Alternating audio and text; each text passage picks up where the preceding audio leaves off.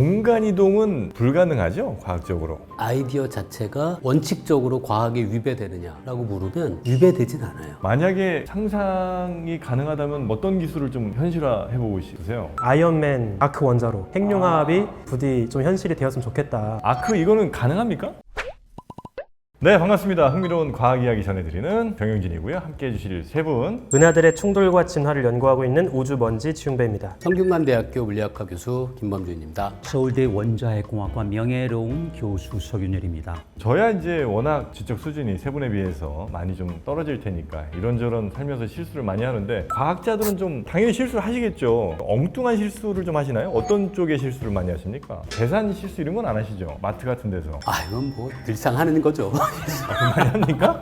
구구단 이런 거 틀릴 일은 없으실 거 아니에요? 구구단자를 가끔 헷갈릴 때 많습니다. 구구단 가끔 예. 헷갈리시고. 제가 했던 재밌는 실수 하나 말씀드리고 네네. 싶은데요. C라는 언어로 프로그램을 짰는데 C. 그때 아주 약간의 작은 실수가 있었어요. 네. 근데 그 실수 때문에 그 프로그램이 보여주는 결과가 너무 신기한 결과가 나온 거예요. 그래서 그걸 갖고 논문을 쓰기 시작했는데 나중에 알았죠. 이게 프로그램 버그 때문에 그렇구나. 그래갖고 그 버그를 사실은 해피엔딩으로 끝납니다. 꼼꼼히 생각해서 그게 버그가 아닌 모형을 새로 만들었어요. 실수로 만들어진 프로그램을 모형화하셨다고요? 그렇죠. 그래서 그걸 논문을 썼는데 그 논문이 제가 쓴 논문이 190편 조금 넘는데요. 그 중에 이 논문이 버그로 쓴 논문이 인용 숫자 기준으로 6기입니다. 버그로 논문 쓴 경험이 있어요. 정말 열심히 노력해갖고 밤새서 막 몇 달 해서 쓴 그 논문은 저 뒤에 있고 맞습니다. 버그 나갖고 뭐야 이거 근데 잘못했는데 결과가 너무 재밌어갖고 막 고민하다가 그러면 이런 상황을 설명하는 모형으로 바꾸자. 그래서 버그가 아니게 좀 꼼수를 부렸는데 해피엔딩입니다. 그리고 석인일 교수님은 실수 잘못하면 뭐 해픽발 일어나니까 그런 실수는 못 하실 거. 기억이 남는 게 미국 생활을 이제 오래 했거든요. 유럽도 네네. 그렇고. 근데 미국은 그 팁이라는 게 아주 애매해요. 15%거든요. 처음에는 힘들었어요. 왜냐하면 제대로 안 주면은 나중에 저기 물건 사러 가잖아요. 그럼 뭐 예를 들어서 대형 마트에 가는 거죠. 그럼 거기까지 쫓아와요. 부족하다고. 그래서 그다음부터 계산을 방식을 바꿨어요. 10%로 쉽잖아요. 딱 계산하고 그 절반을 보탠다. 그다음부터는 그 쫓아오는 일이 없어졌어요. 그래서 실수에서 배운 거죠. 그러니까 제가 그 핵은 하지만은 일상생활에 굉장히 취약하다는 걸 그때 알았거든요. 우리나라에서는 그게 없어서 정말 살기 좋아요. 팁이 없어서? 예. 요즘은 참 미국에 팁이 엄청 높아졌답니다. 그렇습니까? 네. 그러면 한 20% 되겠네요. 25% 막. 저녁 때는 그 정도 되지 않나요? 그래요? 네. 그럴 수도 있겠죠. 요즘 근데 저는 이제 싼 데를 가니까. 한국이 최고죠? 저는 한국이 좋습니다. 네. 자, 계산할 때 늘 실수하시는 우리 교수님도 계시고 우주먼지님은 뭘로 실수 많이 합니까? 저는 두 교수님들에 비하면 진짜 과학자가 아니라고 할 정도로 너무 멍청한 실수를 한 적이 있거든요. 네네. 그 저번에 말씀드린 그 학회 갔을 때 일인데요. 그때가 워싱턴 DC에서 학회를 했었는데 한겨울이었어요. 그러니까 완전 뉴욕하고 워싱턴 DC가 하얗게 눈으로 덮인 굉장히 추운 계절이었는데 한국으로 돌아오는 날이었습니다. 너무 추운 거예요. 비행기를 타면 얼마나 추울까가 이제 너무 걱정이 돼서 편의점에서 손난로를 왕창 샀습니다. 그 다음에 손난로를 뜯어가지고 내복에다가 다 착착착 붙였어요.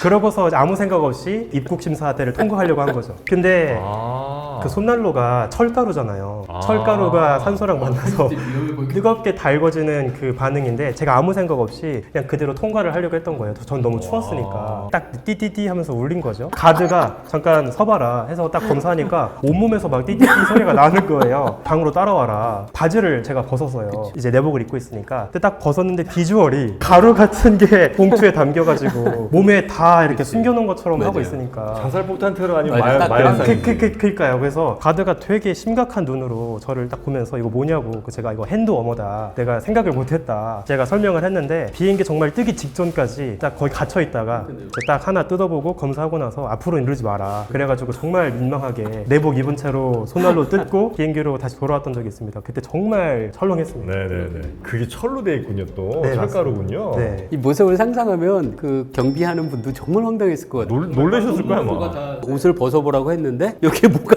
쫙 붙어 있는 거잖아요. 가루가 들어있는 흰 가방이 쫙 몸에 붙어 있으니까 한국인으로 태어난 거 감사해야 됩니다. 오해 많이 받을 수 있는 나라 출신이면. 네, 아마 못 돌아왔을지도 모르겠어요. 네. 아유, 자, 하여튼 그런 실수들을 하시는 우리 과학자분들. 근데 과학자분들도 당연히 영화들 보시죠. 과학을 소재로 한 영화가 굉장히 많으니까 이런 영화 보실 텐데 그런 영화 보시면서 야 저거는 저 오류지 아니면 저 말도 안 되는 얘기 하고 앉았네 뭐 이런 것도 좀 많이 느끼십니까? 많이 보실 때? 느끼죠. 근데 그렇다고 해서 그 영화에 몰입을 하지 못하거나 그런 것도 아니에요. 그렇진 않아요. 그냥 재밌게 보고 나서 나중에 주변 과학자분들이랑 술자리 같은 데서 야 근데 그 영화 재밌긴 한데 그 부분은 좀 이상하지 않았냐 그러면 다들 뭐 거기 그런 얘기 재밌게 나누는. 제일 좀 뭐 얘기 많이 하셨던 영화 뭐 있습니까? 아니면 뭐 이게 진짜 너무 황당하게 말도 안 된다 이런 거. 근데 이런 것들이 되게 네. 요즘은 그래도 이 SF 영화들도 굉장히 과학자들의 자문을 받아서 성의껏 만드는 영화도 많거든요. 네네. 그래서 그런 면에서는 전반적으로 말도 안 되는 그렇다기보다는 하나하나에 대해서 고개를 갸웃하게 되는 것들이 좀 있죠.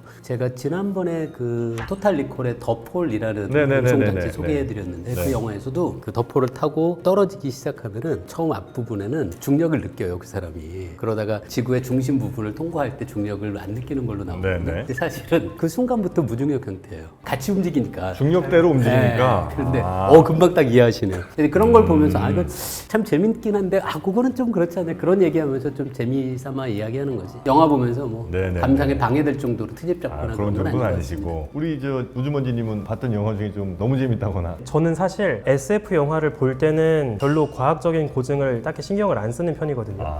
SF 영화는 그냥 그 작가가 설정한 그 규칙 안에서 내가 충분히 즐길 수 있다라고 생각을 하고 영화를 보는데 되게 좀 저는 SF 말고 그냥 일반적인 뭐 로맨스라던가 사극 같은 영화를 볼 때 오히려 과학적으로 걸리는 게 있으면 되게 신경이 많이 쓰입니다. 뭐 어떤 경우가 있어요? 제가 몇 가지 말씀을 좀 드리면 특히 옛날에 어떤 것들이 있냐면 주인공이 막 절망적인 상황이에요. 그러면 하늘에서 번개랑 천둥이 같이 치거든요.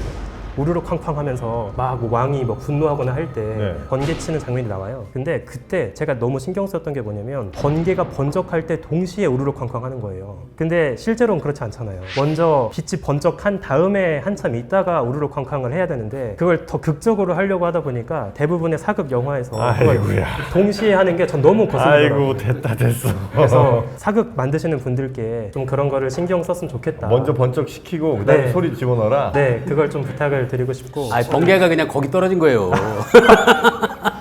그렇게 생각을 하면 되겠네요. 그리고 제가 지금까지 봤던 영화 대사 중에 최악의 명대사로 꼽는 게 하나 있거든요. 많은 분들이 정말 좋은 명대사라고 꼽지만 전 최악으로 꼽는 게 박중훈 씨랑 안성기 씨 나왔던 라디오스타. 그 영화에서 이제 안성기 씨가 박중훈 씨를 위로하는 장면에서 이런 대사가 나와요. 저 밤하늘의 별은 다 다른 별빛을 반사해서 빛나는 거래. 라고 하는 대사를 너무 끔찍한 그 대사를 하거든요. 이건 진짜 최악이네요. 그러니까요. 근데 많은 분들은 그게 너무 아름답고 우주를 가지고 위로하는 대사니까 되게 좋은 명대사라고 막 공유들을 하는데 천문학자로서 저건 납득할 수 없는 별은 다 스스로 빛나고 있거든요. 그래서 너무 그 대사가 싫습니다. 제작진들이 혀를 내두르면서 절레절레 그런 것까지 시비 건다고 이런 느낌이에요 지금. 여튼 근데 그거는 말이 안 된다. 네. 하늘에 있는 별들은 다 자기 스스로 빛을 뿜는 애들이다. 네네. 태양 같은 친구들인 거죠? 그러니까? 네, 맞습니다. 그래서 굉장히 영화를 보다가 너무 불쾌했습니다. 그렇겠네요. 예, 동의합니다. 네. 달 정도는 이제 빛 받아서 그렇죠. 반사하는 거죠. 달이나 뭐 태양계 행성이라면 말이 되는데 별이라고 했기 때문에. 라디오스타 다시 제작 들어가겠습니다. 편집이 필요할 것 같습니다. 근데 이제 보통 우리 일반인에게는 저도 우주먼지님 같은 그런 그 전공이 아니기 때문에 대개는 볼 때 이게 행성인지 항성인지 이 구분이 안 가죠. 그게 일부는 맞을 수 있어요. 그렇지만 앞으로는 영화 감독들이 조금 피곤하시겠다. 그런 생각은 드는데 그런 극적인 감동은 있어요. 그러니까 그냥 영화는 시처럼 감동을 주면 되잖아요. 저는 이제 항상 그런 생각을 해서 영화는 영화이기 때문에 첩보 영화나 총싸움 하는 거 많잖아요. 그렇죠? 그때 그 소리나 그 다음에 불꽃 이건 다 사실은 다르잖아요. 그렇죠? 근데 그런 거랑 똑같은 것 같아요. 그러니까 과학적으로 안 되지만 박진감 있잖아요. 그런 것. 그래서 그런 차원에서 근데 이제 굳이 이제 그 사이언스 공상과학 영화를 든다면은 대개는 좀 재미가 없거나 좀 황당한 게 많은데 그 나름대로 경우에 따라서는 이게 진짜 그렇게 또 실현이 되는 것도 있단 말이에요. 근데 이제 가장 좀 거슬리는 부분은 예를 들어서 그 아이언맨 같은데 아이언맨? 그렇죠. 네. 거기서 이제 수트가 이거는 조금 굉장히 비과학적이지만 모르죠. 앞으로는 그게 네, 또 네. 될 수도 있을지 모르는데 언젠가는 아마 제 생각에는 그 블랙홀로 빠지는 그런 영화도 있을 것 같아요. 그러니까 블랙홀로 빠지면 그 되면 끝나는 거거든요. 빛이 멈춰서가 아니고 그냥 흡수돼 가지고 안 보이는 거죠. 그래서 모든 게 까맣게 보이는데 그런 영화들도 있을 것 같아. 앞으로는 그걸 빠져나간 다음에 어떻게 될 건지 이게 블랙홀에서 웜홀에 돼가지고 다른 평행 우주로 나올 것이 블랙홀 관계 그 인터스텔라 아닙니까? 맞아요. 근데 일종의 그런 이야기인데 그래서 그런 점에서 우리는 맞지 않는 것도 있지만은 그 나름에 주는 영감이 있고 오히려 어떤 거는 그 영감 가지고 또 과학이 발전한 부분이 분명히 있어요. 그래서 네, 저는 네, 이제 네. 가장 영감 받았다는 부분은 또 빛 이야기가 나오는데 눈 가는 속도로 가가지고 빠져 들어가서 그리고 흡수돼 버리니까 그리고 빠져 나올 때까지 이야기 그걸 만든다면 정말 히트 작품 그런 영화도 나올 것 같은 생각이 듭니다. 그런데 그게 가능하느냐 모르죠. 암흑물질도 있지만 반물질이 있기 때문에 그래서 그런 것들 조합하면은 네. 그런 세상 우리가 문명 단계가 좀 올라가야 되겠지만 영감을 주는 건 맞아요. 내 엉터리가 많은데 저는 그 영화를 보면서 맞다 틀리다 재밌는 거예요. 그 시간 동안에 보고 나중에 또 그렇죠. 안주감이 네. 되는 거잖아요. 그렇죠. 모여서 뭐 이렇게 이런저런 이야기. 그래서 저는 항상 좋아합니다. 예전에 제가 봤던 그 공상과학 영화 가운데 하나가 플라이라고 있었는데 플라이. 네네네. 그래서 이제 인간이 공간 이동을 하는 장치를 만들었는데 그 공간 이동하는 맞아. 장치 안에 파리 한 마리가 껴들어가고 맞아. 그래서 파리의 섞인 거예요. 유전파리. 그거 재밌게 봤어요. 공간 이동은 불가능하죠, 과학적으로. 거기서 어떻게 했냐면 이 사람의 몸을 다 분자 단위로 아마 다 쪼개갖고 다시 이제 조합하는 방식으로 옮겼거든요. 그런 거는 당연히 아무리 과학이 발달해도 안 될 거 아니에요. 왜냐면 분자 단위로 쪼갰는데 이 사람을. 근데 이게 애매한 게 현실적으로는 저도 불가능하다고 보는데 아이디어 자체가 원칙적으로 과학에 위배되느냐라고 물으면 위배되진 않아요. 그래요? 사실 저를 구성하고 있는 모든 것들은 네. 결국 원자들이거든요. 그 원자들이 어떻게 다른 원자들과 어떤 구조를 만들고 있느냐에 따라서 생각하고 느끼고 반응하는 제가 만들어지는 거라서요. 만약에 제 안에 있는 모든 원자들의 정확히 똑같은 배열을 정보만을 이동을 해서 먼 장소에서 다시 만들 수 있다면 내가 정보로. 그쪽에 간 것과 차이는 없을 수 있죠. 그래서 저는 과학의 원칙 자체에 위배된다고는 생각하진 않아요. 그렇다고 가능하다고 주장하는 건 아니고요. 만약에 제가 조합된 예를 들면 공식이라고 치죠. 이 공식 그대로를 설계도를 누가 갖고 있어요. 그리고 제 몸의 각종 원소들을 원자 단위로 다 쪼개갖고 하여튼 예. 분석해서 뭐 몇 그램 다 했어요. 예. 그 원소들이 어디서든 다 구할 수 있을 테니까 맞아요. 예. 저 지구 어딘가에서 맞아요. 그대로 구해서 그 설계도대로 다시 예, 조합을 그 해요. 얘기죠. 예. 그러면 어쩌면 제가 있을 수도 있습니까? 예. 그러니까 정보가 이제 빛의 속도로 가니까 동시에 존재할 수도 있을 텐데요. 네. 일단 복제도 가능하고 이동도 가능하고. 그런데 이제 그거는 이제 육신 우리가 보이는 그 물질의 문제인데요. 그 다음에는 전기 세상이죠. 신경 그리고 의식이죠. 저는 근데 의식의 정보가 전달이 되지 않을까. 그러니까 우리가 육신은 갈 수 있을 것 같아요. 지금도 영화도 있지 않습니까? 그렇죠. 그리고 복제도 할 수 있고 뭐 시간도 왔다 갔다 하고 예를 들어서 그 대한제국이 있고 대한민국이 있고 그리고 시간의 벽이 있고 그렇죠. 그래서 거기를 왔다 갔다 하고 정보가 왔다 갔다 하는 건데 지금 무슨 영화 보십니까? 대한민국의 그때 대한제국은 언제예요? 이민호가 주연을 이민호? 하고 그렇죠. 그래서 평행 세계인데 지금 우리 대한민국이잖아요. 네. 근데 그 세계에서는 아직 대한제국이고 왕이고 황제죠 사실은. 멀티버스 같은 거예요? 일종의 그렇게 볼 수 그런 있죠. 그리고 건가요? 거기는 통일돼 있어. 아직 그 분단이 돼 있지 않는 평행 한국이 있는 거죠. 그렇죠. 그렇게 해서 왔다 갔다 하면서 지금 말씀하신 것처럼 정보가 전달되잖아요. 육신은 될 것 같은데 그 다음에 우리 의식이 갈 것이냐 핵이나 원자하고 다른 문제거든요. 그게 없는 한은 그냥 이거는 시체예요. 저도 말씀하시는 거 들으면서 쭉 고민을 해봤는데 사실 좀 다른 또 관점에서 보면 좀 거칠게 말하면 또 사람 몸속의 의식이나 생각도 결국에 어떤 몸속에 있는 원자들의 전자기적인 결과라고 생각해 볼 수 있다면 정말 뭐 당연히 공학적으로는 어렵겠지만 그걸 다 옮겨가지고 복제할 수 있다고 가정만 한다면 뭐 그런 식의 복제도 생각해 볼 수는 있진 않을까 상상력의 영역 안에서 아마 보셨을지 모르겠지만 복제 메커니즘을 활용한 되게 또 재밌는 영화 중에 하나가 뭐가 있냐면 놀란 감독의 프레스티지. 프레스티지? 저는 안 봤는데. 아 그래요? 어떤 거죠? 네. 그게 제가 개인적으로 제일 좋아하는 놀란 감독의 작품인데 전반적인 배경은 마술사들의 이야기예요. 순간이동 마법을 가지고 두 라이벌이 겨루거든요. 결국에 둘 중에 한 명이 그 데이비드 보이가 연기한 테슬라를 만납니다. 과학자 테슬라.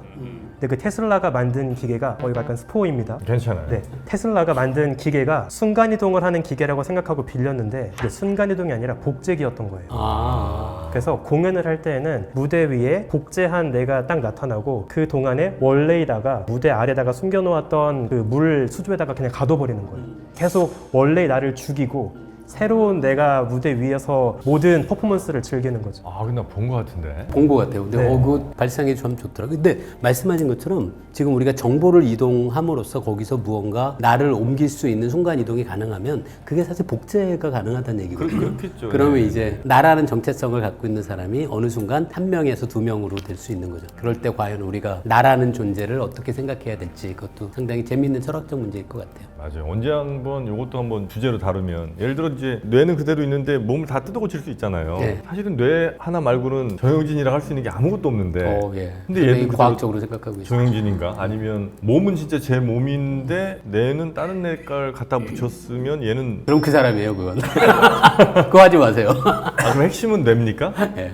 우리의 생각, 기억, 감정, 경험 그게 저예요. 같은 것들이 그래서 그렇게 우리가 자아 정체성이라는 게 결국은 물질적인 근간은 뇌일 수밖에 없죠. 꼭 다 그런 건 아니고요. 요즘 신경세포가 장애도 있고 우리 몸 생각보다 여러 군데 있다는 연구들도 있거든요. 그래서 사실 딱 명확하진 않아요. 하지만 대부분의 기억, 경험, 감정 그런 것들은 뇌에 있는 거죠. 제가 이 커피를 지금 한 잔 마시는데 느끼는 건 제가 이제 제 손을 들고 제 입으로 마셔서 제 목구멍으로 넘어가고 있다고 생각을 하는데 예, 그거 다 뇌에서 느끼는 거죠. 다 뇌에서 느끼는 거죠? 뇌에서 시킨 거고. 그런데 물론 이제 이것도 조금 다른 얘기긴 한데 이 두뇌, 이 우리 머리 이 부분하고 이제 그 육신이 이제 늙어가잖아요. 그러니까 저기 병이 생기기도 하고. 그래서 일단은 이 두 개를 분리하는 거죠. 그래서 아주 건강하고 튼튼한 그런 육체에 내 머리를 두뇌를 갖다 옮기는 거죠. 모든 신경 연결해가지고 그게 의학적으로 가능할 것 같은데요. 자, 그러면 그 사람은 누구냐?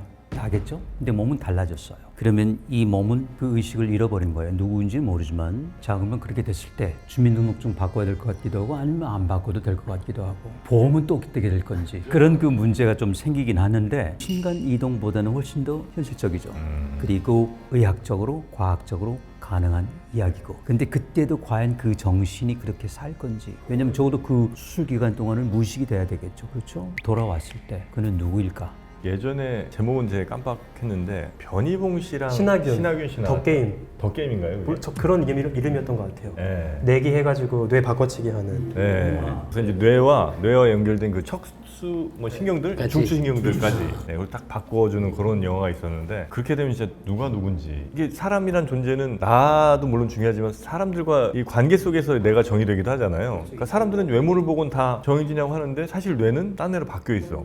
이건 그럼 정말 그 사람인지 아니면 나라고 봐야 되는지 등등을 하여튼 문제 제기했던 그런 영화로 아마 제가 얼핏 기억을 합니다. 그 오래전엔 사람의 의식이라는 게 상당히 과학적인 질문이 아니라 철학적인 질문으로 생각하다가 최근에 뇌과학이 급격히 빠르게 발전하면서 요즘은 뇌과학 연구의 중심에 이미 놓이기 시작했어요. 그래서 사람의 의식이라는 게 어떤 건지 네네. 의식이 어떻게 출현하는 건지 내 의식과 내 몸의 관계는 어떤 건지 그 굉장히 최근에 빠른 발전이 있어서 나중에 뇌과학 전공하시는 분과 네네네. 함께 얘기 나눠보셔도 아마 지금 말씀 나누신 그런 거에 대해서 네네네. 상당히 구체적인 얘기 들을 수 있을 겁니다. 알겠습니다. 자, 그러면 오늘은 그 얘기를 좀 한번 해보죠. SF 영화 혹은 SF 소설도 좋습니다. 그런 SF 콘텐츠들이 실제로 굉장히 아주 나왔을 때만 하더라도 황당하고 뭐 이게 무슨 말도 안 되는 소리냐는 얘기를 듣긴 했었습니다만 실제 그게 구현되는 경우들이 꽤 있잖아요. 꽤 많이 있죠. 꽤 많이 있죠. 그러면 지금 현재 사용하고 있는 것 중에 과거의 그런 SF 영화 혹은 뭐 SF 소설 이런 데서 아이디어가 착안돼서 실제로 개발까지 됐던 발명까지 됐던 건 어떤 거 혹시 있을까요? 영화는 아니고요. 제가 본 우리나라 70년대쯤 어떤 만화가 분이 상상한 미래를 만화로 그린 사파를 본 적이 있는데요. 아주 놀라울 정도로 구현된 게 정말 많더라고요. 그분이 뭐 손에 들고 다니는 전화기. 아, 70년대. 네, 70년대 만화인데. 근데 일부는 구현됐고 일부는 안 되긴 했는데요. 생각보다 굉장히 구현이 많이 됐어요. 그 만화를 보고 깜짝 놀란 적이 있는데요. 이런 분들, 작가들, 그리고 뭐 영화를 만드는 감독들, 그런 분들이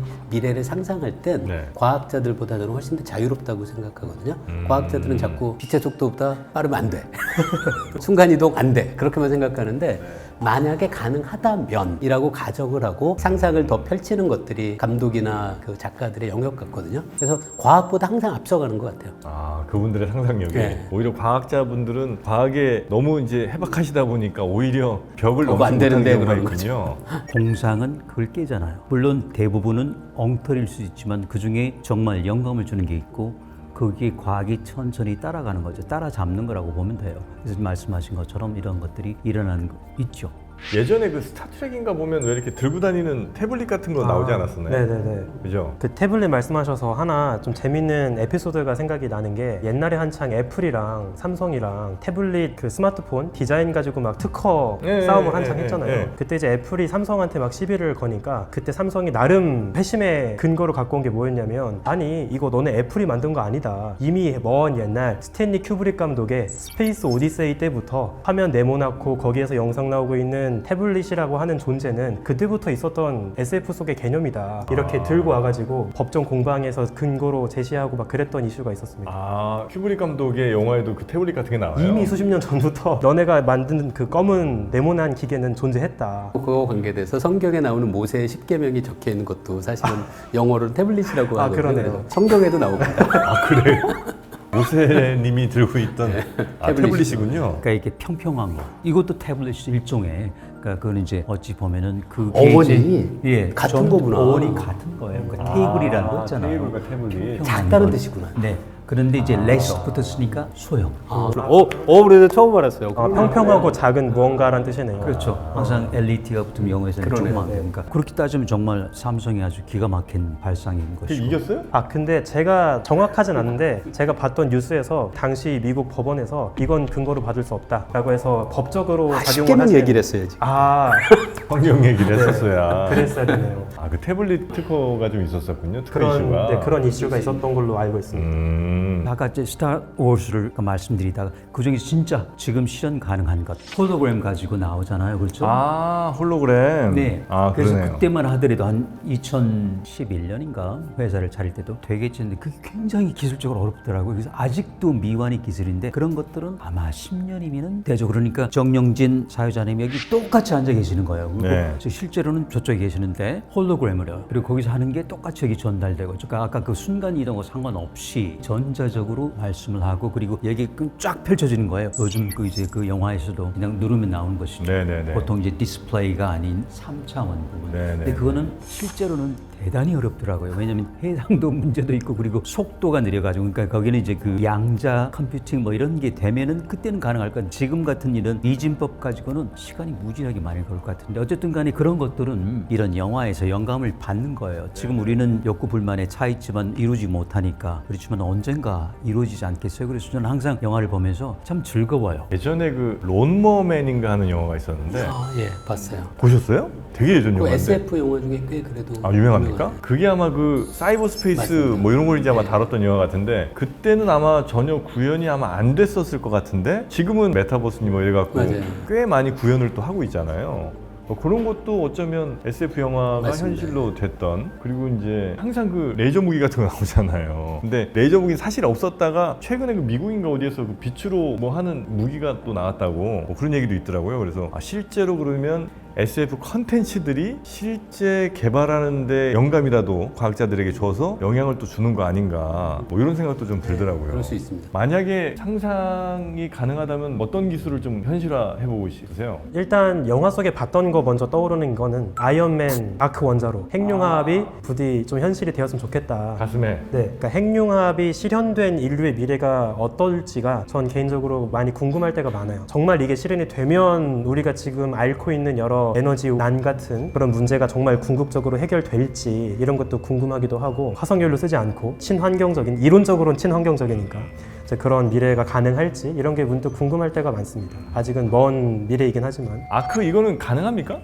이게 그 배보다 더 배꼽이 커야 되거든요. 그러니까 배꼽을 어디다 숨기고 다니면 그럼 가능한데 항상 달고 다녀야 되거든요. 예, 그렇기 예. 때문에 뭔가 그 장비 안에 어딘가 있어야 돼요. 뭐 3차원 인쇄기로 해가 쫙 펼쳐놓던 제가 요즘 그 펼쳐지는 게 있지 않습니까? 그래서 안 될 건 없는데 아직은 몇십 년, 50년 정도 되는데 될 수 있다는 거죠. 그러면 그 작은 발전 장치로 네. 어마어마한 에너지를 계속해서 쓸 수 있는 평생 걱정할 게 없죠. 근데 실제 거기까지 가기 전에 우라늄만 있더라도 이 구슬 하나 정도면은 100세 동안에 쓸 전기가 다 나온단 말이죠. 근데 문제는 그걸 위해서 배보다 배꼽이 더 큰 게 그게 문제죠. 그걸 어디다 달고 다니냐. 근데 그게 지금 놀랍게도 배낭에 널고 다니는 만큼 작아졌어요? 작아지고 있는 게 이제 핵무기 이야기인데요. 그걸 조금만 개조하면은 이제 자동차 엔진으로 쓸 수도 있고. 그래요? 그거는 이제 핵융합보다는 좀 일찍인데 그건 역시 문제가 있는 게요. 방사선 차폐를 어떻게 할 것이냐. 그래서 결국은 어려울 것 같습니다. 제가 지구를 떠나기 전에는 일어나지 않을 것 같아요. 방사선이 그렇게 강력해요? 당연히 여기서 핵 분열되니까 뭐 있잖아요. 후쿠시마처럼. 뭐 이렇게 납 같은 거 이렇게 막 때려박고 근데 이러면 납이 안 돼요? 얼마나 무겁겠습니까? 그러니까 현실성은 없는데 뭐 그래핀처럼 뭔가 그 새로운 혁신적인 물질이 나타나면 그때는 배낭에 넣고 다닐 수가 있겠죠. 조금 불편하지만 요즘도 배낭 이상의 짐을 보통 갖고 다니시고 여행용 가방도 요즘 젊은 사람들 많이 갖고 다니더라고요. 그렇죠? 그러면 그게 가능할 시대가 올 수 있죠. 거기 엔진 달고 다니면 뭐 거기다가 뭐 랩탑도 넣고 뭐 이런 네네네네. 가능하지 않을까요? 그러면 영화에서 자주 등장했는데 현실성 없는 거랑 있는 것 좀 여러분 판단을 좀 해주십시오. 그러니까 자주 등장해서 이거 될 것 같은 느낌은 있지만 사실은 절대 안 된다. 뭐 이런 것들이 있을 거 아닙니까? 예를 들면 제일 많이 등장하는 뭐 저 시간 여행 이거 안 되죠. 미래로는 가는데 가능합니다. 과거로는 못 갑니다. 미래로는 갈 수. 미래 지금 우리도 가고 있잖아요. 네. 아이.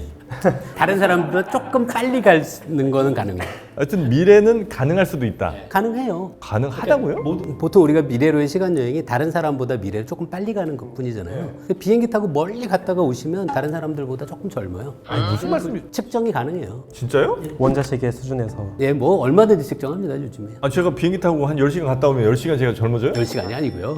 아주 미세하게. 아주 작은. 뭐 0.03초 뭐 이렇게? 그거를 측정해요, 지금. 측정이 돼요 그게? 네, 돼요. 그래서 우리가 농담 삼아 우주 정거장에 되게 오래 근무했던 우주인이 있거든요. 그 사람이 지구 역사상 가장 긴 시간 여행을 경험한 사람이다. 이렇게 비유하기도 해요. 그래요? 네네. 근데 이제 문제는 과거로 가면 참 재밌겠는데. 가면 뭐 바꾸실 건데? 아니 가셨다고 쳐요 그래 구한 말입니다 지금 뭐 바꾸실 거예요? 아 별로 없네요. 그냥 있는 게 좋죠 뭐. 그렇죠? 지금이 좋은 것 같습니다. 네. 그 벽을 통과하는 거 있잖아요. 영화 보면 많이 나오는데 이거는 어렵죠? 확률은 0은 아니거든요. 양자 터널링이라는 효과가 있어서 양자역학적인 입자들은 얼마든지 왔다 갔다 해요. 그런데 우리처럼 커다란 거시적인 크기를 갖고 있는 경우엔 그 확률이 극도로 작아요. 0은 아닙니다. 제로는 아니고. 제로는 아니에요. 정말 무한하게 시도할 수 있다면 할 수는 있겠죠. 무한번 시도를 못 하니까. 근데 그래서 현실적으로는 불가능한 거죠. 벽에 계속 부딪히고 그 다음에도 부딪히고 다음 세대까지 하면 언젠가 텔레파시 이거는 좀 가능할 것 같은데 아니요. 안 돼요? 보통 이야기하는 텔레파시가 예를 들어 그 사람의 EEG 시그널 같은 걸 측정해서 그 뇌파 그거를 갖고 그 사람이 무슨 생각을 하는지를 네. 알아내겠다라는 거는 뭐 지금도 초보적인 수준에서는 되는데요. 지금 얘기하는 영화에서 그려지는 텔레파시는 내 생각을 다른 사람에게 전달을 하는 거잖아요. 그거는 불가능하죠. 아 그렇습니까? 옛날에는 있을지도 몰라요. 이심전심 마음 가지고 마음을 전한다. 아니 컨셉을 이렇게 정하신 건 뭐예요? 예전에는 진짜 우리 그 교수님 말씀에 약간 좀 동의하는 거는 우리가 너무 저 똑똑해지면서 혹은 뭐 공부하거나 정보량이 너무 많아지면서 우리의 감각 중에 하나 중요한 걸 좀 잃어버렸다고 생각을 해요. 육감. 그렇죠, 육감 같은 거. 예를 들면 지진이 오는데 동물들이 먼저 느낀다든지 이런 거는 그건 거짓이에요. 거짓이에요. 예. 네. 자, 거짓입니다, 여러분. 괜히 그 이상한 거의 속지 마시고. 다음에 이런 말씀 하시지 마시고. 그거 거짓이에요? 아, 그 연구 많이 있었어요. 아, 거짓입니다, 여러분. 근데 거짓이라기보다 상관관계가 크지 않다가 결론이죠. 그러니까 우리는 육감 아니고요, 이젠. 그냥 오감으로 지내시죠. 좀 죄송하네. 뇌파시가 저는 약간 간호할 것 같은 게 자 머리에 승수신기 하나 붙이고 뇌파 파악하고 내가 보내고 싶은 애한테 생각으로 내 뇌파를 읽어서 그 번호 010을 그런 수준이라면 그건 가능? 예, 그건 가능할. 원칙적으로 불가능하진 않죠. 그래서 내 뇌파를 그 친구한테 보내서 그 친구가 그거 해석해서 이제 그 친구 뇌파에 넣어줄 수 있다면 그거는 원칙적으로 그게 안 된다고 제가 증명할 수는 없죠. 근데 아무런 그런 송수신기 없이. 지금 현재 아. 내 생각을 전달하겠다고 하면 그때 뇌에서 만들어지는 그 EEG 시그널 이 강도 그 다음에 뇌 안에서도 대부분의 활동은 표면적도 중요하지만 내부에 깊숙이 일어나잖아요. 그 정보가 과연 내 두개골을 뚫고 상대의 두개골을 뚫고 상대의 뇌 안으로 전달될 수 있다라고 생각하면 그거는 개연성이 없죠. 가끔 저는 이제 살짝 느끼는 건 예를 들면 뭐 와이프가 있습니다. 나 저 애들 좀 만나고 되나? 그 친구는 나를 쳐다보지도 않았어요. 그러나 저는 그때 이 친구의 생각을 읽습니다. 아, 나갔다간 큰일 나겠구나. 그런 거는 텔레파시로 볼 수는 없는 걸까요? 예. 그냥 학습? 학습 표현. 여러 번 나가보셨잖아요. 그리고 이러면 안 되는구나를 아시는 거예요. 학습입니다. 학습입니다. 이거 좀 바꾸겠습니다. 자, 그러면 혹시 끝없이 재생되는 무한 에너지. 그게 좀 그 과학자들이 가장 화를 내는 거예요. 화까지 내요? 이게 완전히 불가능하다는 게 증명이 되어 있거든요. 이미? 예, 그런데 아직도 많은 분들이 네. 제 주변에도 한 분 계세요.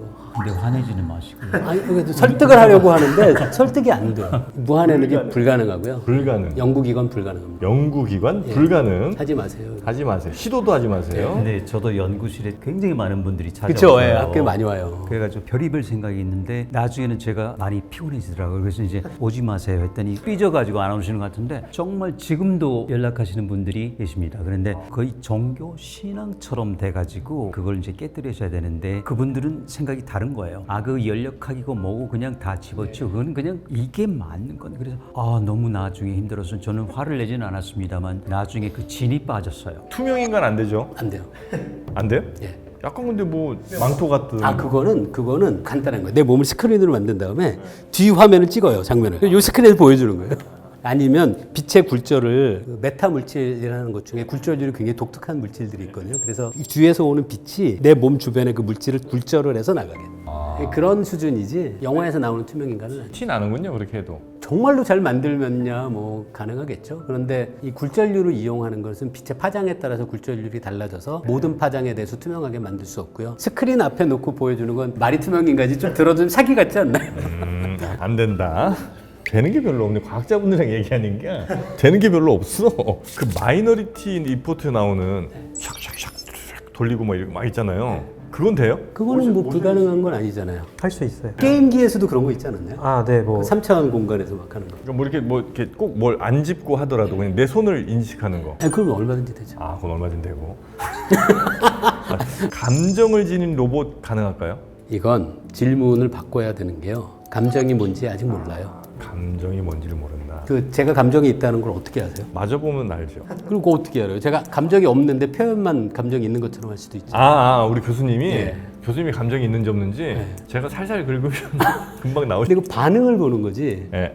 그게 감정이라고 할 수 있느냐? 그래서 우리가 인간이 감정이 있는지도 판단하는 게 굉장히 어려운데 로봇이 감정이 있는지를 묻는 거는 아직 우리가 물을 수 있는 질문은 아닌 거죠. 감정이 아직 뭔지 잘 모르니까. 감정을 엄청나게 학습시켜서 인간이 눈치채지 못하도록 만들 수는 있겠네요. 그거를 튜링 테스트가 사실 그런 입장인데요. 내부에서 무슨 일이 벌어지는지는 우리가 알 수 없으니까 드러나는 행동만을 기준으로 하자는 거예요. 네네네. 그런 의미에서의 로봇이 감정을 표현하는 것처럼 보일 수 있느냐라고 질문을 바꾸면 그러면 저는 그건 얼마든지 가능한 거예요. 저도 되게 중요한 말씀이라고 생각을 하는 게 로봇이 감정을 지닐 수 있는지 없는지는 인간이 감정 때문에 그걸 감정으로 느끼느냐 아니냐랑 달라지는 것 같아요. 그러니까 로봇이 어떤 행동을 취하고 어떤 피드백을 주면 이 로봇은 감정을 나랑 공유하고 있어 라고 우리가 느낀다는 거죠. 그러니까 그건 로봇이 있다는 게 아니라 우리가 로봇을 통해 감정을 느끼는 거랑 똑같은 거예요. 그러네요.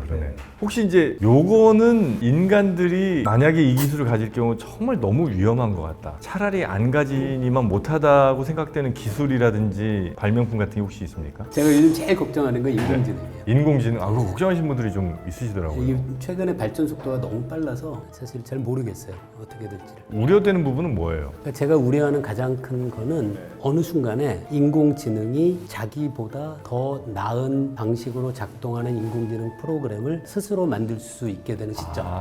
인간이 개입 없이. 인간이 시키지도 않아요. 그러면 그게 한번 그 일이 벌어지면 그렇게 해서 만들어진 인공지능은 자기보다 더 나은 인공지능을 만들어내는 능력이 더 좋은 거 아니에요. 계속 진행되다 보면 아주 짧은 시간에 어느 누구도 이해할 수 없는 인공지능이 어느 순간 출현할 수도 있죠. 그럼 그때는 이제 뭐가 일어날지 모르지만 그 모르는 것이 가장 두렵다는 말씀이신 거군요. 그렇죠. 그리고 우리가 그 과정에 개입해서 그걸 어떤 방식으로든지 컨트롤할 수 있을 그런 시간이 지금은 가능한데 인간이 그 고삐를 잡고 있는 시점이 미래에도 영원히 가능할지 잘 모르겠어요. 전원 뽑으면 돼요. 전원 못 뽑게요.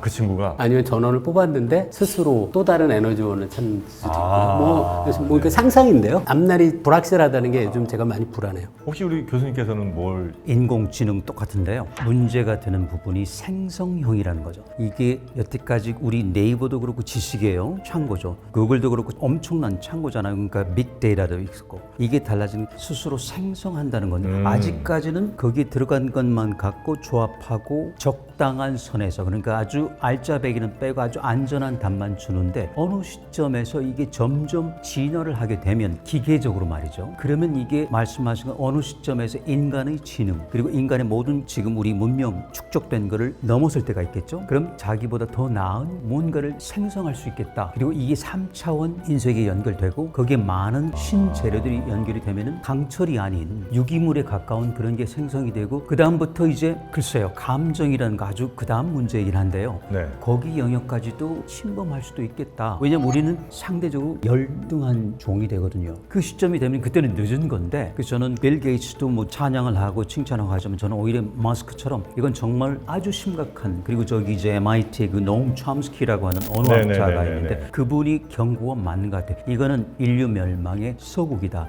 이거는 여기서 멈춰야 되는데 이게 한계를 넘어서는 그때는 우리가 통제불능이 된다. 그래서 인공지능이야말로, 그리고 생성형이야말로 우리 문명의 마지막 단계일 수도 있다. 이게 그 좋은 방향으로만 우리 친구로서만 있는 게 아니고 어느 순간에 돌변할 수가 있는데 그런 가능성을 전부 열어놓고 있어야 될 시점에 이른 거죠. 그래서 저는 항상 그 챗GPT-G가 생성형이라는 네네네. 문제가 있는 거예요. 이게 그 기존 거하고 한 단계 올라갔는데 정말 혁신할 수 있는 때가 오면 그때는 이제 우리 문명은 아마 종말을 구할 것 같아요.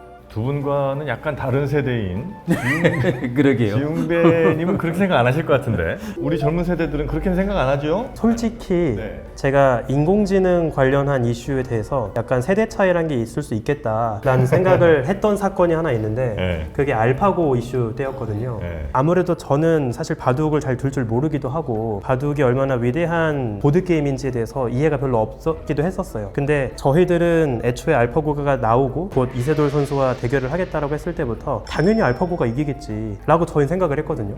근데 놀랍게도 저희가 보고 있던 대부분의 기성세대들은 당연히 이세돌이 이기겠지라고 생각들을 하시는 거예요. 그 대국이 벌어지기 전에. 그래서 인공지능을 바라보는 관점이 좀 세대에 따라 다를 수도 있겠다라는 생각을 그때 좀 했던 것 같고요. 저는 사실 인공지능 자체보다는 인공지능으로 구현된 가상현실의 어떤 사실성이 우리 인류를 좀 피폐하게 만드는 요인이 될 수도 있겠다, 이런 생각을 문득 하게 되는 것 같아요. 아직은 오락이나 게임에서 만나는 가상현실이 엄청 리얼하진 않기 때문에 거기에 빠지는 사람들이 그렇게 심각하진 않지만, 만약에 이 현실을 벗어나서 내가 선택한 대한현실을 더 추종하게 된다면, 그리고 그런 사람들이 정말 과반 이상을 차지하게 된다면 저는 정말 이 지구가 얼마나 피폐해질지 두려움이 생길 때가 가끔 있거든요. 단순히 인공지능 자체보다는 그걸로 구현된 가상현실이 낳고 올지 모르는 부작용? 그곳에서 약간 좀 고민이 있기도 합니다. 저도 사실은 인공지능은 그렇게 걱정은 안 해요. 왜냐하면 그들은 욕망이 없다는 거예요. 우리는 태어나자마자 다음 세대로의 그 욕망, 생존 욕망, 뭐 이런 욕망들이 있잖아요. 욕구, 이게 없잖아요. 근데 인공지능을 최근에 구현하는 방법은 목표를 줘요. 근데 그걸 아직까지는 말씀하신 것처럼 인공지능이 스스로의 목표를 제한하진 않고 인간이 목표를 주면 그 목표를 달성하기 위한 세부적인 방법은 내부에서 스스로 찾는 그렇겠죠. 그런 방식인데요. 네. 최근에 오토ML인가 그 새로운 또 그 생성형 모델이 만들어졌는데, 그거는 큰 목표를 주면 그 목표에 도달하기 위한 단계적인 세부 목표를 스스로 설정하는 그런 것들이 나오기 시작했는데요. 그 말씀하신 욕구를 인공지능 연구자들은 목표라고 할 거거든요. 그거를 인공지능이 스스로 설정하게 하는 시도는 이미 있는 거죠. 근데 그걸 욕구라고 부를 수 있는지는 사실 잘 모르겠고요. 비슷할 것 같은데요. 네, 그럴까요? 목표와 욕구. 그건 뭐 나중에 한번 또 시간이 되면 이야기를 더 나눠보도록 하겠습니다. 자, 오늘은 SF 영화라든지 뭐 이런 컨텐츠들에서 실제 구현된 혹은 그보다 더 잘 구현된 여러 가지 발명품들, 그리고 과학 기술들에 대한 이야기 함께 나눠봤고요. 오늘 함께 해주신 세 분 고생 많으셨고 편히 돌아가시기 바라겠습니다. 대단히 고맙습니다. 예, 감사합니다. 네, 고맙습니다.